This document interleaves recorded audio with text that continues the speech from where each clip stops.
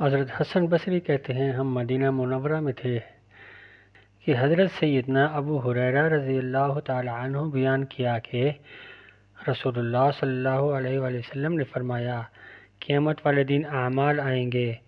اس کی تفصیل یہ ہے کہ نماز آئے گی اور کہے گی اے میرے رب میں نماز ہوں، اور اللہ تعالیٰ کہے گا بے شک تو خیر پر ہے۔ اسی طرح صدقہ آ کر کہے گا اے میرے رب میں صدقہ ہوں، اللہ تعالیٰ کہے گا بے شک تو خیر پر ہے۔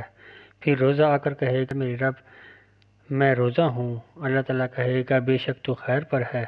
پھر دوسرے اعمال آئیں گے اور اللہ تعالیٰ یہی کہتا رہے گا کہ تو خیر پر ہو۔ پھر اسلام آئے گا اور کہے گا اے میرے رب تو سلام ہے اور میں اسلام ہوں، اللہ تعالیٰ کہے گا بے شک تو خیر پر ہے، اور تیرے ذریعے آج میں موازنہ کروں گا اور تیرے ذریعے عطا کروں گا۔